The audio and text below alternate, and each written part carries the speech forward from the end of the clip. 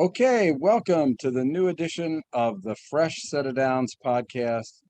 My name is Bruce Badgley, and to my left, is he in San Francisco this week? I don't know. Yeah, Dave Mika, but I just picked the background and happened to be your bridge. happened to be a bridge, happened to be the Golden Gate Bridge. And Chris Masse. Chris, talk a little bit about, what you're doing and who you're covering football with this year. I'm with the Williamsport Gazette, 23rd year now. Seems hard to believe. Wow. But enjoying it up here. It's been a good season so far. Yeah, a good season. And, last week, pretty special game between, Loyal Sock and Southern Columbia. Talk a little bit about that matchup. I mean, Loyal Sock playing some really good football right now, right?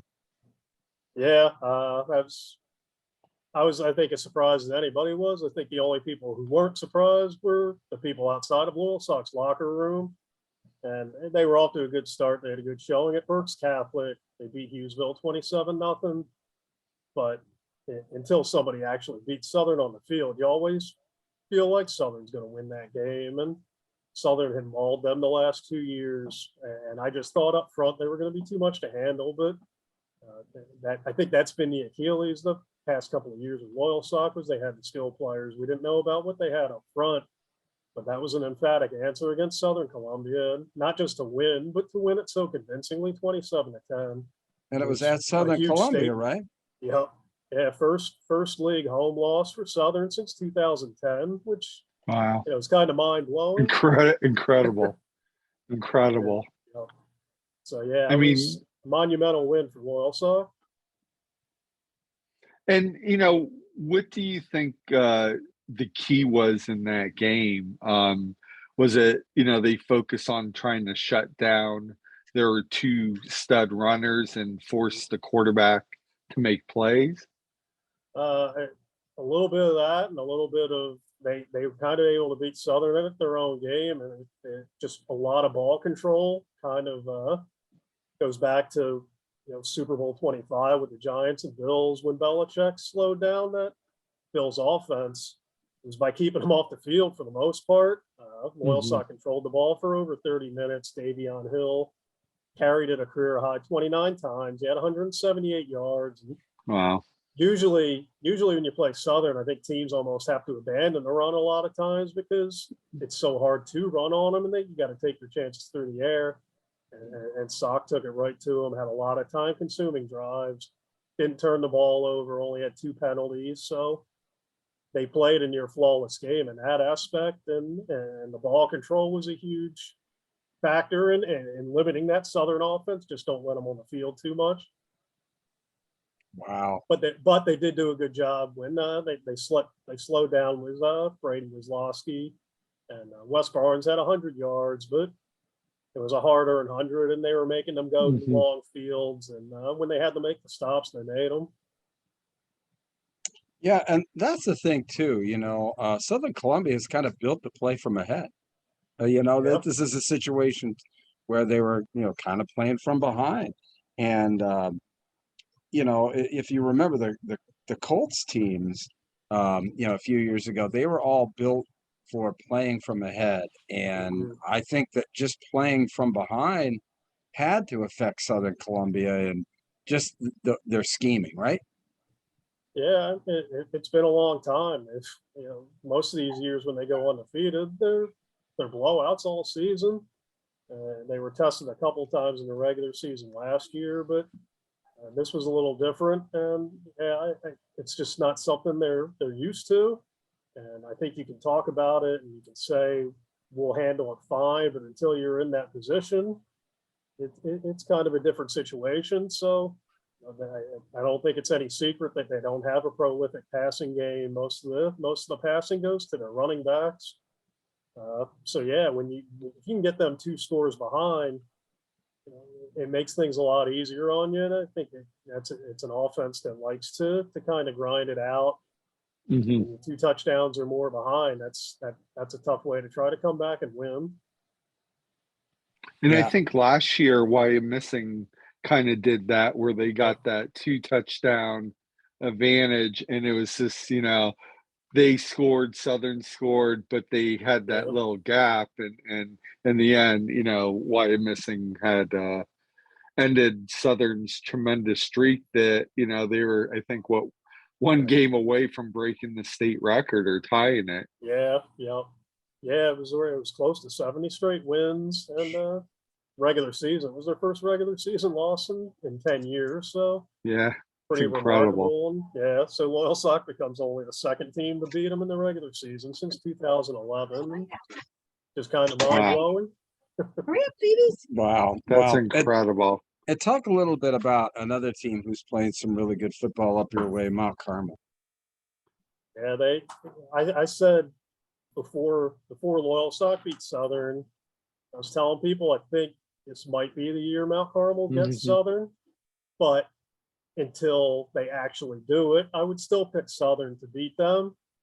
And now I think we're at the point where, after seeing what Loyal Sock did, I think you would have to say Mount Carmel might be the favorite this year. I think they're massive up front. They've basically got a college-size offensive line. They've got a bevy of running backs, and they're throwing the ball now. Last year, it was 3 yards in a cloud of dust with them, and now Cole Spears, a quarterback, has completed 30 of 41 passes this year. He's got 6 touchdowns. So now they're giving you a lot to think about. Their defense is rock solid. They're number 2 in the state right now, I think, in the Penn Live rankings. And I've said there's been I'd say three or out of the last 5 years or so, I said Mount Carmel could be the second best team in the state. They just happen to run up against Southern in districts every year, never get a chance to show it. And I feel like this is a team that could definitely make a deep state run if they can get past Southern Columbia. Wow. Yeah, and you're right. I think the rankings will be coming out tomorrow, but you're right. I think Mount Carmel has moved up, and Southern's right there. So I think they're 2 and 3. But like you say, until they actually beat them, on paper, they definitely look like maybe this year the better team. Yeah, it's lining up for them, and I try not to overreact to results. And I know it's a long season, and Jim Ross, an amazing coach, and Southern's going to get a lot better. So it'll be interesting to see where Southern goes from here. But I really like what Mount Carmel's got going for them right now, and I do think they're going to be mighty tough to beat. I think they'll be undefeated going into the Southern game, and Southern has to play Danville yet, so I think that's a game that's going to be tough for Southern. But either way, when they knock heads in week 8, I think it's going to be a blockbuster. And that's another. Go ahead. Go ahead, Dave. Go ahead. No, I was going to say Danville's another team in your area that is off to a good start, and that's ranked, I think, top 5 in the state by Penn Live right now. And, I mean, you can't do any better than they're doing. They've outscored 3 teams 179 to nothing. I know. That's pretty darn good. Wow. And don't forget about Jersey Shore, right? Yeah, and that's the Jersey Shore. I saw them against Selinsgrove on Friday, and they just look like a machine. Selinsgrove's a good team. Selinsgrove was banged up. They were missing some key players, but they're still Selinsgrove, and to hang 63 on them, and it probably could have been worse than that. It was really eye-opening, and they held them to minus 14 yards and no first downs. It was like, I always go back to Mickey and Rocky 3 called Clubber Lang a wrecking machine, and that's what Jersey Shore looked like that night, and that's kind of what they looked like the whole season so far, a wrecking machine. And he's done a tremendous job the last few years, making it to the state runner-up a few years ago against Thomas Jefferson. But again, another team in your area that's a top 5 team right now in the statewide ranking. So District 4 is definitely, there's that 4 or 5 teams that are definitely, state competitive, that when playoffs come, that could be, make some runs this year. Obviously, Southern, their goal every year is to win the state title. Well, clearly in my mind, 4A is probably statewide the most competitive classification, I think, from east to west, north to south. You look at some of the 4A teams. I mean, man, I'm Central's a 4A school now. Yeah, that's great. You know, down here in District 3. And, you know, out west, obviously, you've got Thomas Jefferson and Central Valley and Aliquippa. Aliquippa, I mean, Fisher incredible. McDevitt, Oh, yeah. you know, Loaded. that just hammered LaSalle out of you know, a 6A school out of District 12. So 4A is gonna be, whoever wins that should get 2 trophies. Yeah, because they will have earned it the hard way. they will earn it. Yes. They really So will. is there any other teams that we should keep an eye on? You know, we're a third of the way of the season. A couple weeks we'll be halfway through the regular season. Any other teams we should keep an eye on in District 4? I like in Class A, Canton got to the state semis last year, and they're loaded again. And they're kind of off to the same kind of, like we just said about Jersey Shore. Canton's been the same kind of way. They got tested in the opener against Union, and but the last 2 weeks, 53-0 and 35-0 against North Penn and Wellsboro. And they're kind of steamrolling. They've got a good core back from that state final, their state semifinalists. So they're going to be really tough again. And Muncie, the team that they beat in the district final last year, they've met in 4 straight district finals. I think Muncie's pretty loaded again. So it'll be, I think a lot of people up in these parts have anointed Canton the presumed champion already. And Class A is looking pretty good because Muncie is a legitimate threat. South Williamsport's moved from AA to single A this year, and they're always dangerous. And I think another team to keep an eye on is Northwest, who also moved down from AA. They're 3-0 right now.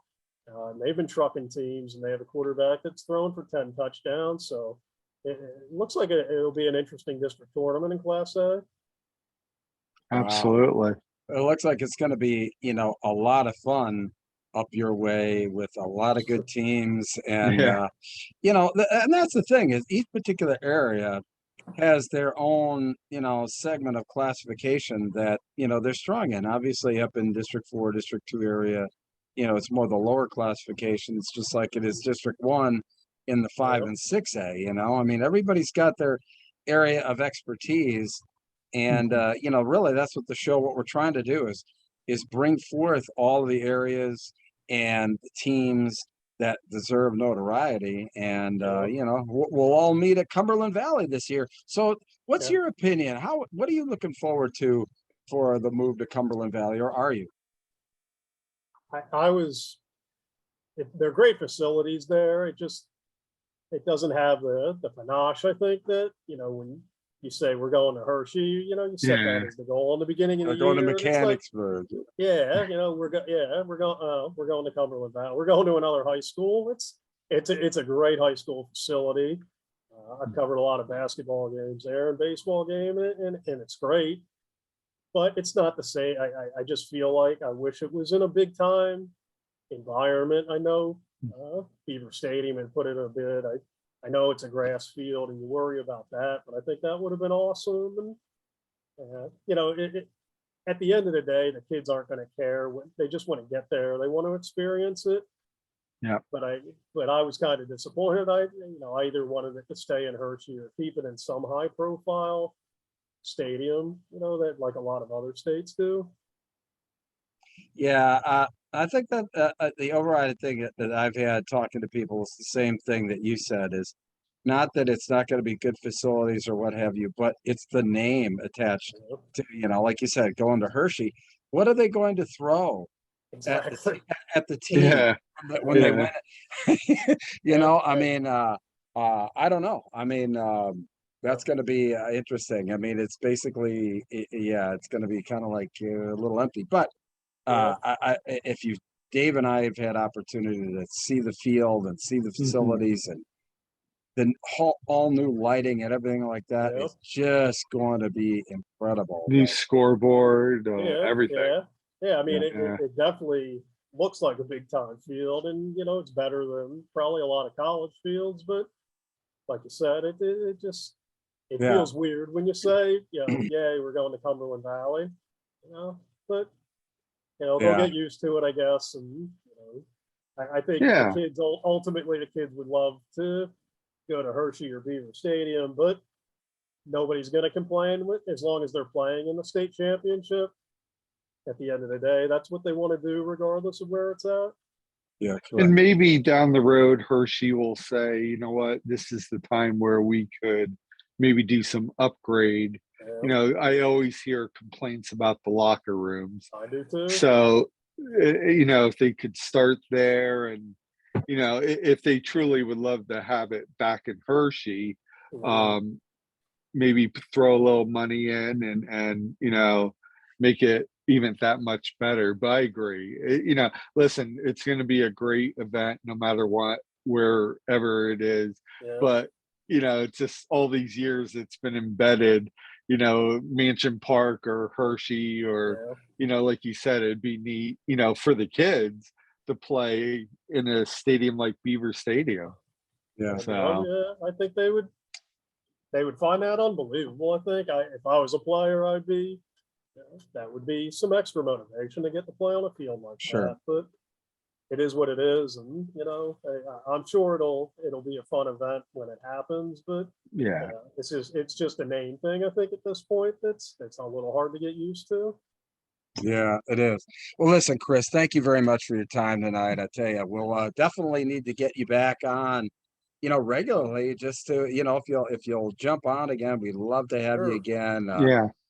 Great stuff, and you know, great work as usual, and best of luck the rest of the season, and we will see you on the flip side. All right, my friend. All right. Yep. See Appreciate ya. it. Thanks a Thanks. lot. All right. Thanks for having it. Take care, Chris. Take Let's go care. ahead and Bye-bye. exit.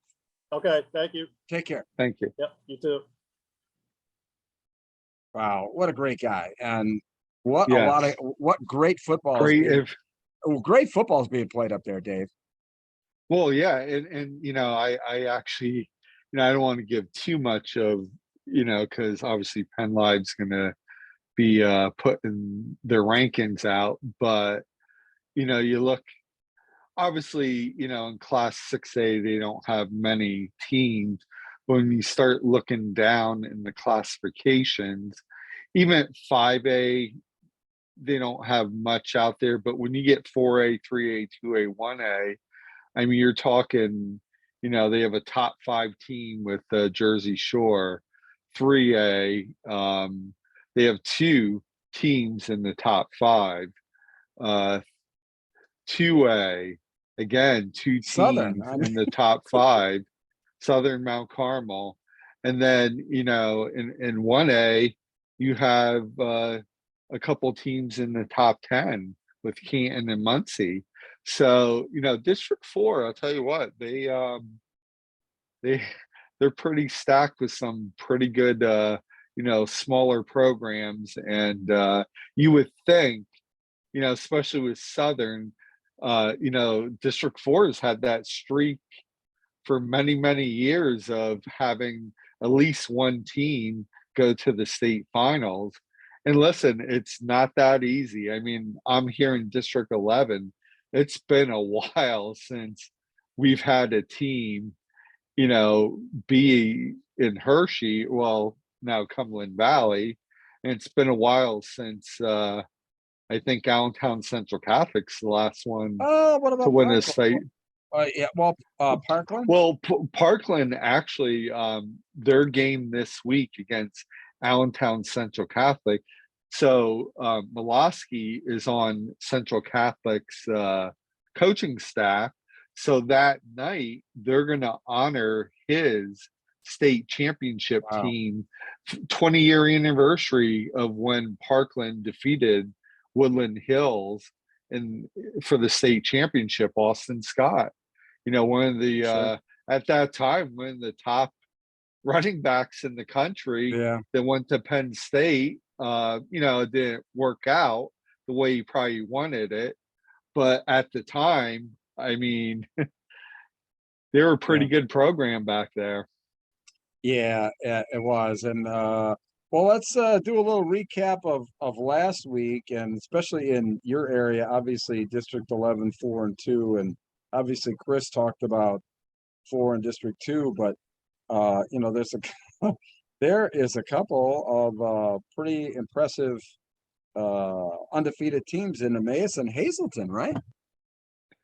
Yeah, I mean, Emmaus along with Nazareth, they're sitting on top of the 6A District 11 brackets. Actually, I'm going to bring it up and I You're could give talking about the you power rankings now. well, not necessarily the power rankings, but where they're at based off records. Hmm. So in District 11 right now, you have Emmaus, you have Nazareth sitting there at 3-0, along with Northampton, who's 3-0. So in Northampton, they play in the North Division, which is the Pocono teams. So they only play really two of the Lehigh Valley teams. And you would think that, based off who they're playing up there, and they're definitely going to be a team that's going to take a spot. But this is a league that, again, Emmaus, Nazareth, Northampton 3-0, followed by Parkland 2-1.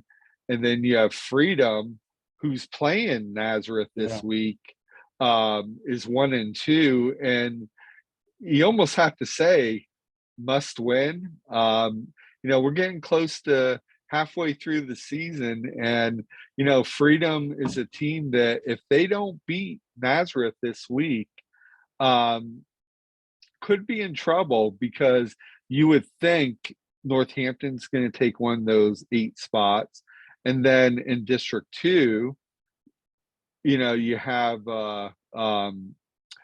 Hazleton, who's 3-0, who just had a convincing win Big win this this past last week. weekend. Wolf, I think, over 230 yards passing. They just dominated, running, passing, defense. They have it all. And then Wilkes-Barre, a team, a newer team that, kind of combined schools not too long ago. They're 2-1. So they're the only 2 teams out of that district, but those 2 teams could take some spots away from, some of the District 11 teams. Sure. So, but this weekend's going to be interesting. Again, you have Allentown Central Catholic. They're battling, they're 2-1. They're tied with Bangor and Bethlehem Catholic. Bangor just lost a game over the weekend against Southern Lehigh. And you would think that unless Allentown and Bethlehem Catholic end up playing round 1 of the districts, that it's going to come down to, in the 4A District 11, Allentown Central Catholic, Bethlehem Catholic. So it's a big win, because they play a tougher schedule than a Bangor, who is in the Colonial League.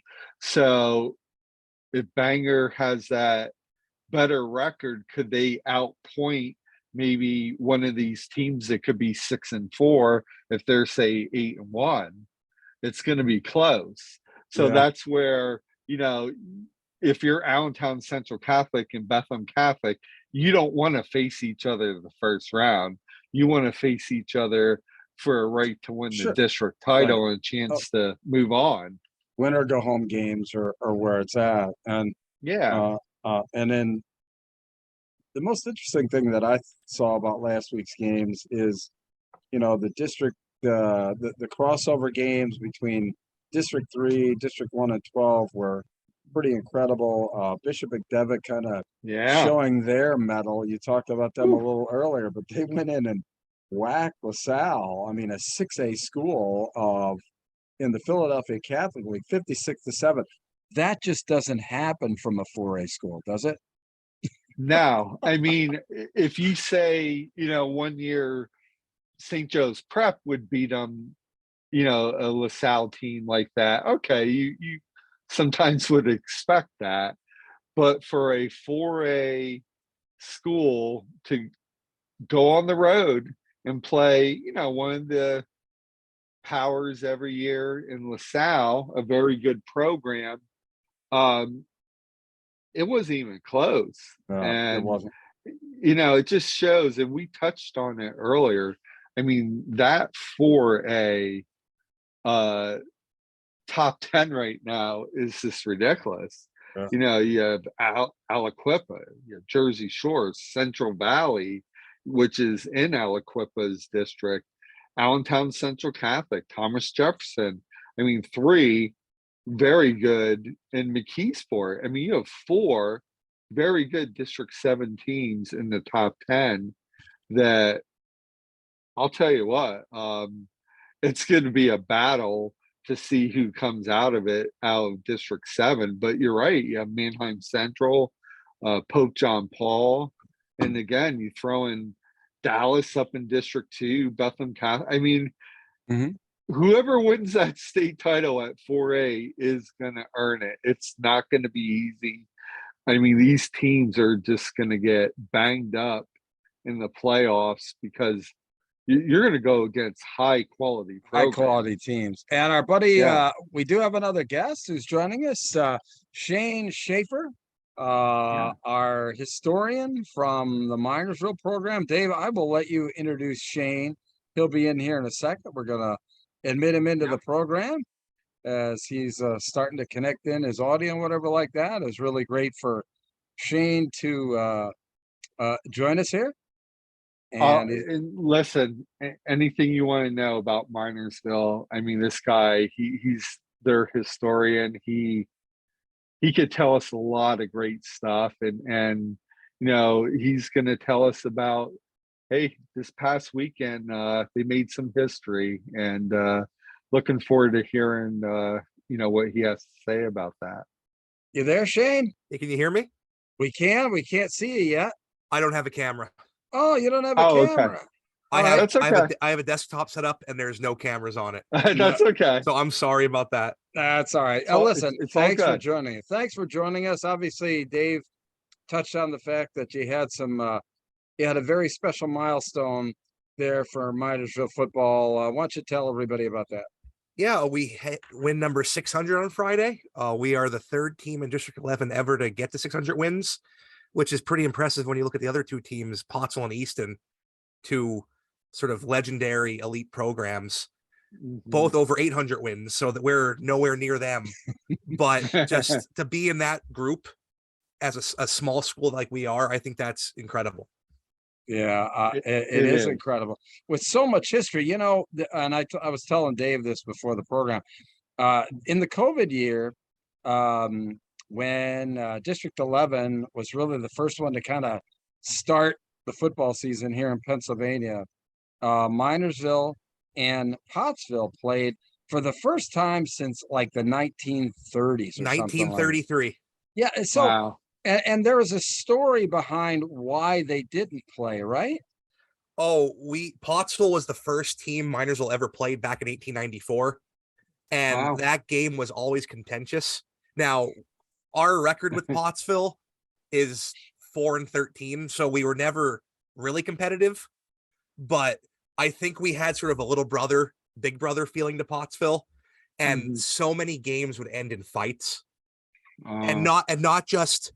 Sometimes it wouldn't even be the players. I've read newspaper articles that would say the students and the players were perfect, but there were parents and other people from the towns fighting on the sidelines. Sometimes the fighting didn't go with the players, but it was very contentious. That's when fans were fans. Yeah, and they stopped playing for 8-10 year stretches because it just both schools were like, this isn't worth it. We're not playing this game to have our kids getting in fights and people getting hurt over a football game. Yeah, and you guys are like so very close. I mean, what are you, like a mile apart? Yeah, it's Pottsville Minersville Highway, right? We play where the Maroons played, right there. It's very close. Yeah, very, very close.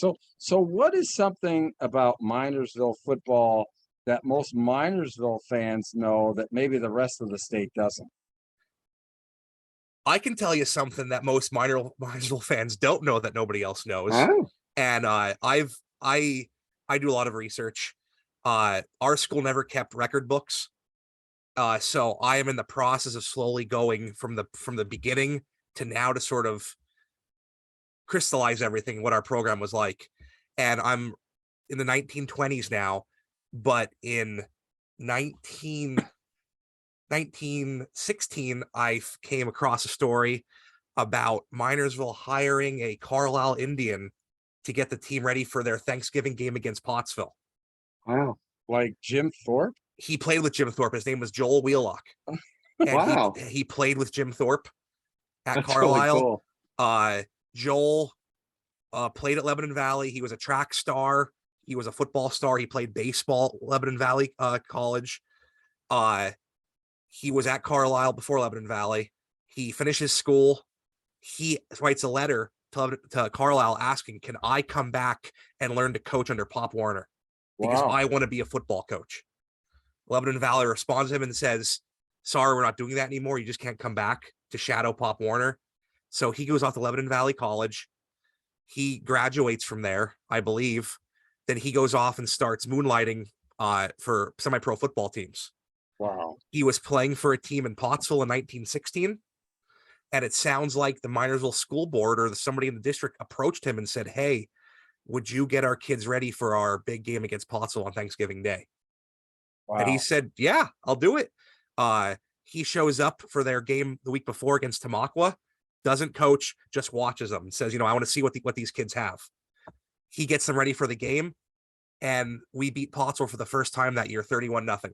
Wow. And then, what a great story. And then he just went off.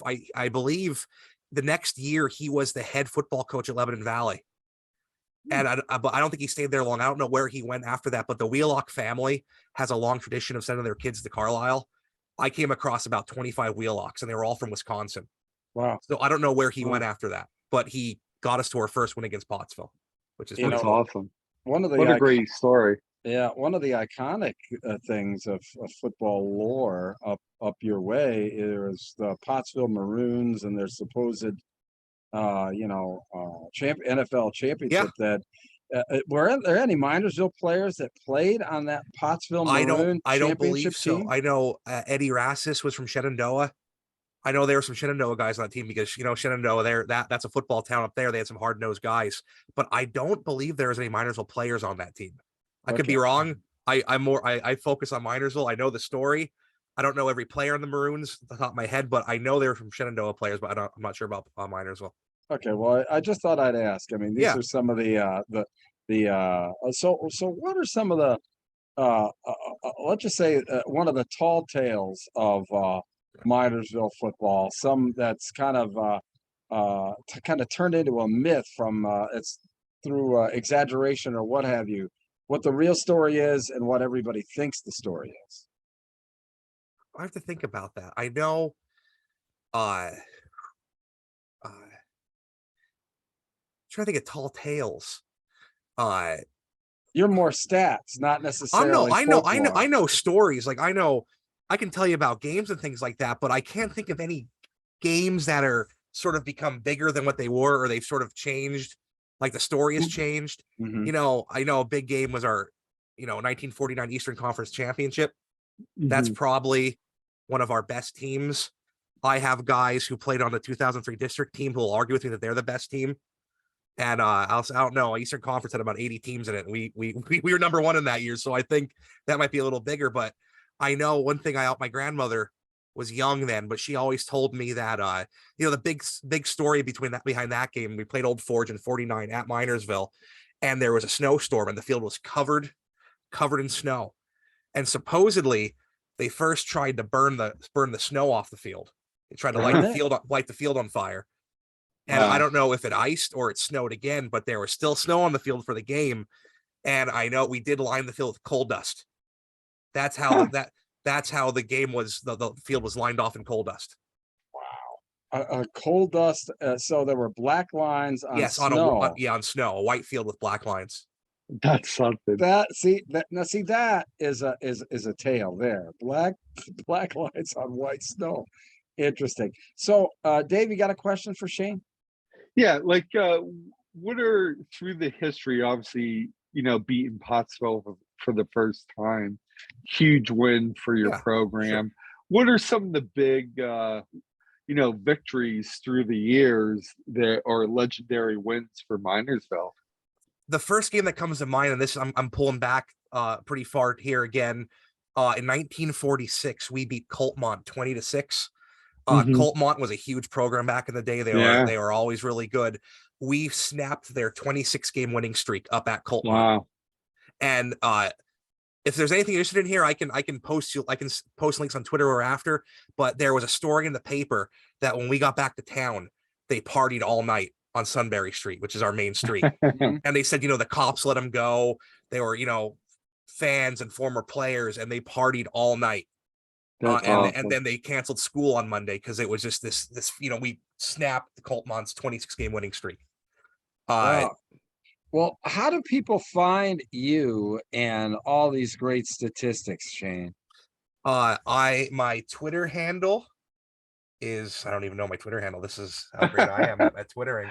at Shayne_Schafer on Twitter. I post a ton of stuff there. I'm posting things whenever I can. Just last week, I discovered that in 1940, Minersville wore gold helmets. We were blue and white forever. But I guess one year they wanted to spice it up, and we wore gold helmets, which is something, as far as I know, nobody sort of remembered. Wow. Is there like a story behind that, or they just...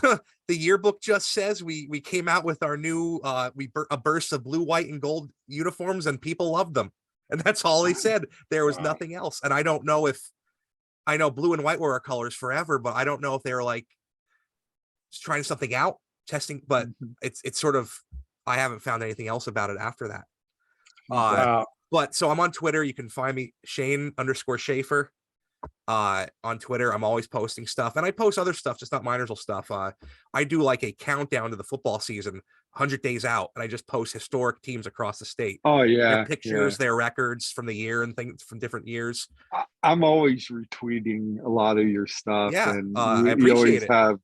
You always have great information. I appreciate it. Not only for Minersville, but I know you help the guy who runs Pennsylvania football history. Yeah, you work with him a lot. Yeah, and if everyone wants to check out, sorry, go ahead. Yeah, go ahead. We made a last year or 2 years ago. It was COVID, so 2020. We made a state championship record book.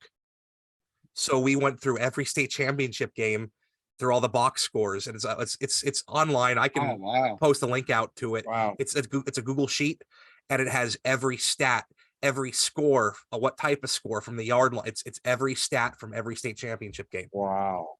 So that's something fun to look at when the games come around, to sort of look and see where people are landing on different sort of stats and things like that.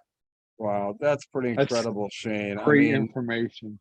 Great information. The fans in Pennsylvania certainly appreciate what you do, what our PA football history guys do. Listen, thanks for joining us tonight. I tell you what, make sure that you send us information on, or tag me at Badgley Bruce. I'm sure you're tagging EPA football with all your stuff.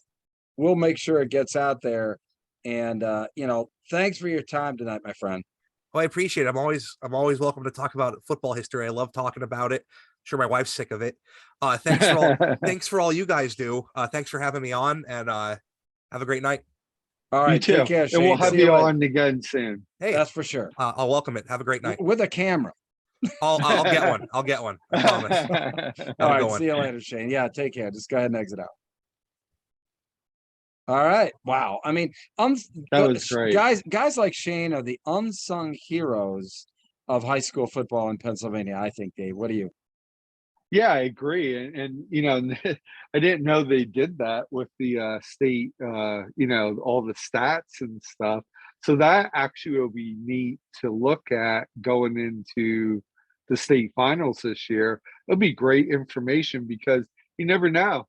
The kid might break a record, most rushing yards or most points scored in a quarter. All that information should be in the work that those two did. Well, all you hear is, the fact that, media needs items like that, to make the game more interesting and to, like you said, talk about those types of records and put games in perspective. How does this game stack up to all the other championship games in state history? Guys like Shayne who do things like that are the unsung heroes of high school Absolutely. sports. And he does I've seen his work. He does a tremendous job. He does a tremendous job. And listen, he puts the time in. He's just not putting, when he puts something out there, this man has done the research and to get the correct information. He sure has. All right. Well, listen, it's time once again for the Brute Athletic Performance of the Week. Now, I sent you, a couple of nominees there, Dave. So I'm going to ask you to pick who is the Brute Athletic Apparel Performance of the Week. Well, looking at, and let me bring it up. Let me find it. My email? Yeah. I'm trying to find your email that you sent me. Huh. Okay. You got it? Yes, I do. Okay. Sorry about that. So, came down to a couple guys this past week, both running backs. So my pick, and I think it's your pick, is the Upper Darby running back, Montez Ellis. Is that how you say it? Montez, yeah. I've gotten to know Montez over the last couple of years at the No Lack and Lifestyles Media Day down in Philadelphia there. And Montez actually plays quarterback. And I listed him here as a running back, but he's actually a quarterback. But Montez, I totally agree with you there. Montez had 19 carries for 284 yards and 4 touchdowns. Pretty incredible. Incredible. And listen, there's so many talented players out there. I put out, and he's, hey, Brute's player of the week, and we'll be contacting his coach to let him know. And we'll have to, I think we're gonna have to start putting a Brute player of the week list out there so people know of the players who have won our weekly player of the week. I think it's a great idea. I think that I'll put that together and make sure that we've got, the players that have won thus far this year. We had first, it was at least just recapping that. The first one was a running back from Loyal Sock there, right? I mean, and then we had we had Samaj Jones and now Montez Ellis. So I tell you what, 3 tremendous players, and he just and where we try to pick these players is through, I put out a top performer list, and I get the information from the coaches, and with that information, whatever we have, we look at what we have, and it's not always about the stats. It's about, he put up a big stat, but he also did these plays to help his team win the game. So it's not always about the stats. It's about what this player has done. What they mean to their team. I mean, exactly. Yeah, actually, our week 1 winner was Davion Hill from Royal Sox. Yeah. Sorry, that escaped me there, but all tremendous performances thus far. That's been quite a list just through 3 games. The stats line. Absolutely, and I'm actually, if I get time later this week, so the past 3 weeks of top performer list, I'm going to start putting together a spreadsheet of each week, the passing quarterbacks, the rushing, all the stats I put out there for top performers. So you'll also see where they stand, up until week 3. And, like instance, field goals, we've had one It's kicker kick 4 field goals. And Yeah. listen, I think we've had 3, maybe 4 50-yard field goals, when last year in Eastern PA, I think we might have had 2. Yeah. Yeah. No, So I mean, I was looking at that this week too. yeah, so it's just incredible, the stats, and when you start seeing the same player making the list every week, you start realizing, yeah, this kid's a player and probably going to be an all-state player. Well, so we've named our Brute Athletic Performer of the Week. Yeah. Let's talk about this upcoming week. You touched on a little bit the fact that Allentown, Central Catholic, and Parkland are going to lock horns. But what are some of the other games that you've got an eye Um, Good question. I mean, my big one is going to be obviously Allentown Central Catholic and Parkland. With D11 Sports, we're actually broadcasting that game, on? Nice. and like I said, it's going to be the anniversary of when Parkland won, the state championship 20 years ago. But just looking at District 11, I mean, Well, again, Milton go ahead. in District 4, Milton is undefeated and are at Mount Carmel. You think they got a shot? I just think Mount Carmel is this right now too strong. I mean, I think everyone circled the date October 14th, Mount Carmel Southern. You know, I mean, when's the last time Southern's lost, 2 games in a year? Not to say that's going to happen, but I agree with Chris earlier that I think Southern will get better. They have some inexperience at some key areas, and I think just by playing, those kids are going to get better. And obviously, listen, they're still the favorite to win 2A until someone knocks them off. Sure. I've been saying that. Their record has proven it year in, year out. They dominated Class A. They moved up to AA. What have they done? They've won, I think, state titles almost every year except 1 year, I think. Right. It's incredible what Jim Roth has done with that program, and until they get knocked off. But listen, there's some big games in District 4. Just looking at the master schedule list, Sure. you have Danville traveling to play Loyalsock. Will Loyalsock have a little letdown from that huge win against Southern? That's going to be a big question probably going into that game, and I'm sure coach is going to have those kids focused and say what happened last week happened last week.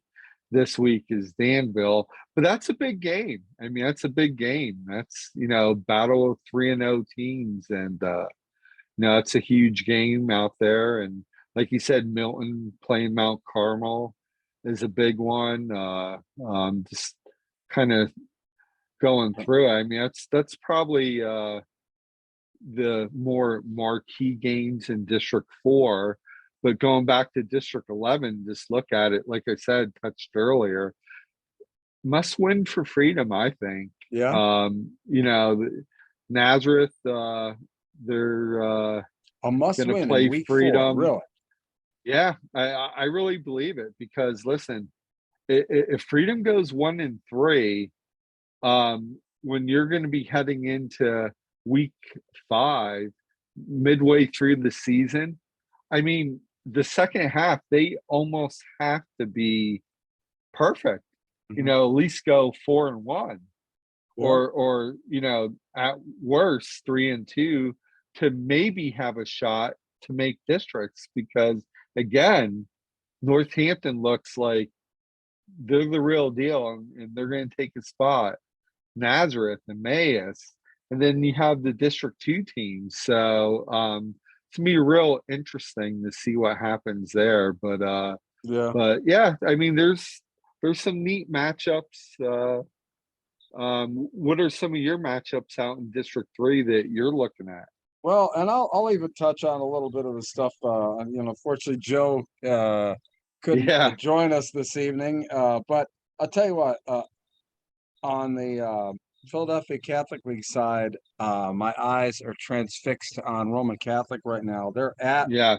Perk Valley, but Roman Catholic as a 5A team, now Perk Valley, they're at Perk Valley. Roman Catholic, you have to give them credit. They've been on the road and they've beaten all comers so far. So I'm interested to see how that game plays out.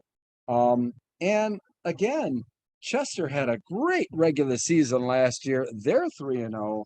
They're hosting Interborough, who is 2-1 and making a little bit of a resurgence there. So, a little bit of flavor there for District 12, District 1 games that I've got an eye on. But in District 3, the game that I'll be doing for Penn Live is Harrisburg coming off of a home loss. That's something you don't see very often. They lost last No, week to Manheim Township.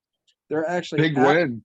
at Carlisle. And I think in the Mid-Penn Commonwealth, I think it's not the usual suspects this year. I think that, teams like Chambersburg, Carlisle, are going to have opportunity to kind of rise up, as well as the team that I've had my eye on, the Mid-Penn Commonwealth all season, State College.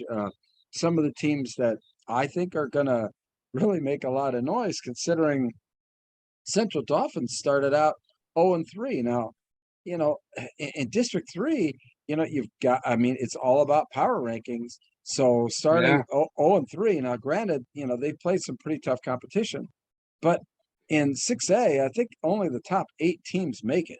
So, Yeah.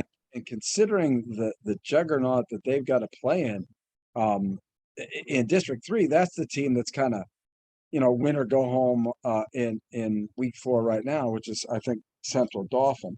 But also, go ahead. I was going to say, in probably a couple weeks, we could start looking at power rankings in different districts. Oh, we'll start next week. Yeah, and we'll start looking and seeing how it shapes. But I just want to mention, it caught my eye. This is a pretty big game.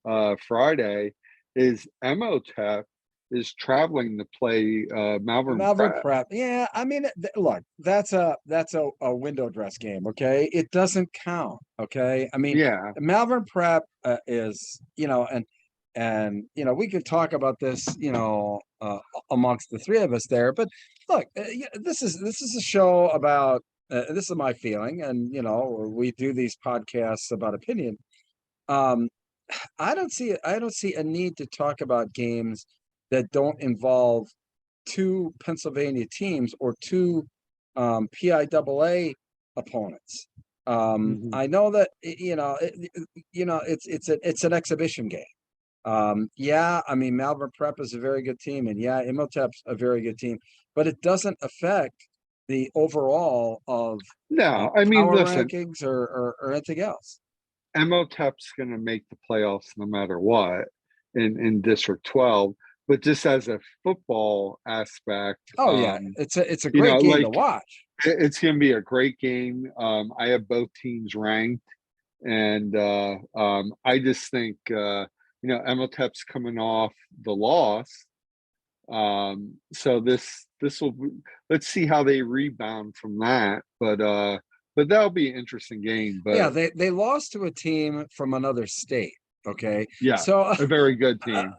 I get that. Look, I get that. It has no bearing whatsoever on what goes on here in Pennsylvania, other than does it help prepare Imhotep for the postseason? It does. Does it have any bearing on the PIAA and the playoffs? Not at all. Just like the same game here for Malvern Prep. Not that it isn't going to be a fun game to watch, but it really has no bearing on the PIAA. And in District 3, a couple other games that, for me, I think have, emotional value. East Pennsboro, who's 3-0, coming back from some really tough luck.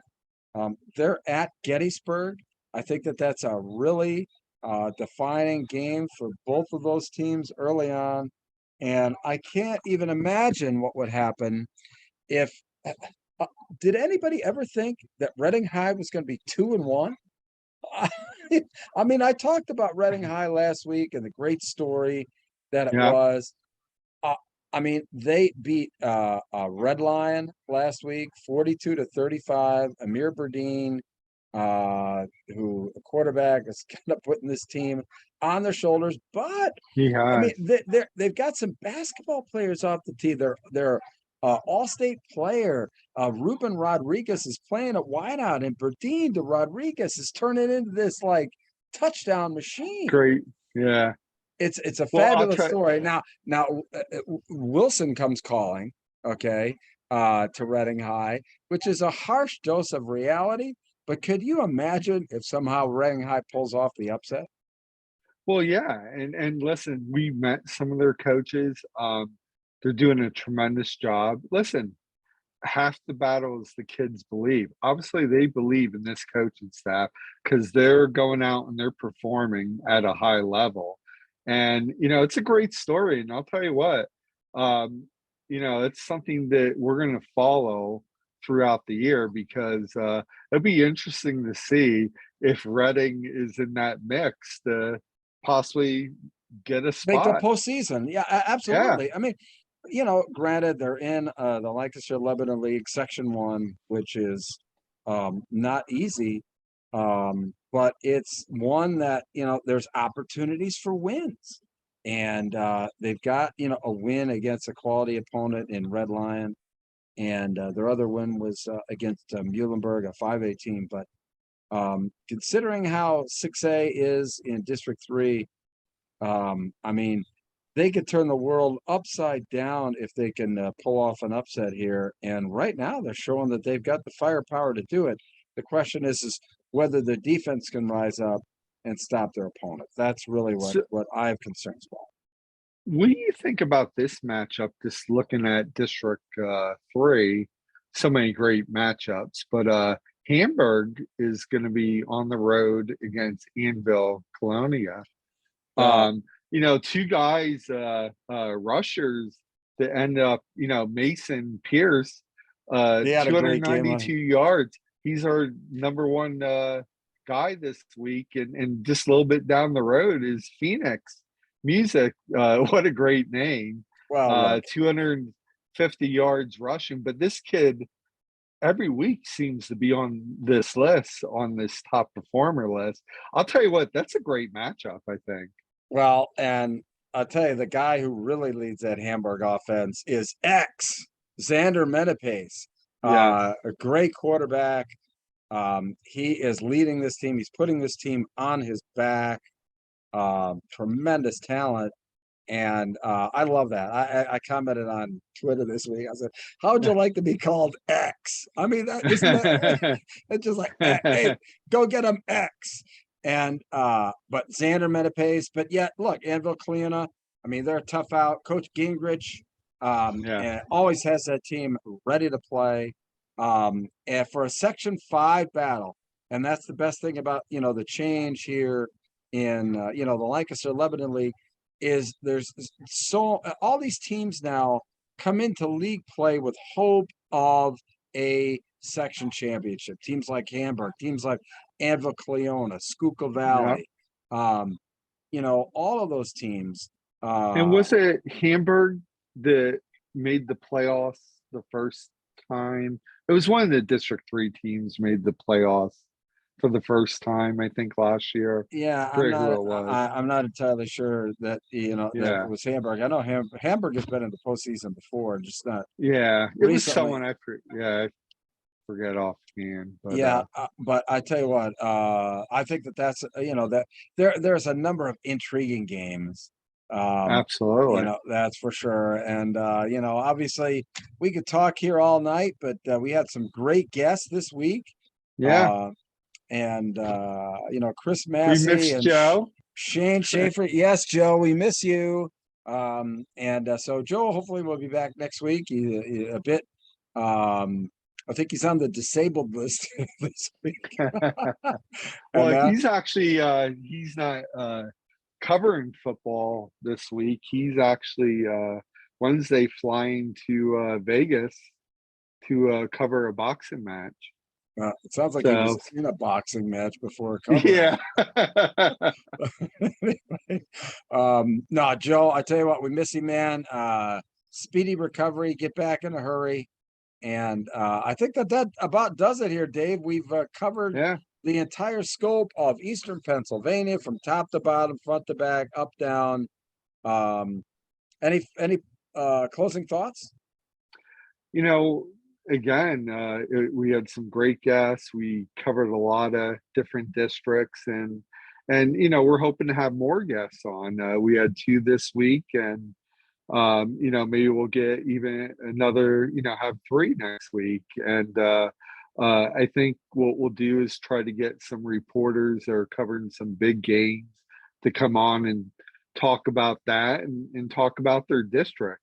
So stay tuned. We'll have some writers and from all over, you know, whether it's District 4, District 2, District 3, District 11, and you know, so on. And you know, we'll be, you know, talking about a lot of different districts, and we'll be talking, believe it or not, playoffs, and start looking at the power rankings, because I know here with like 3A, there's so many teams, and I think there's only 4 making it.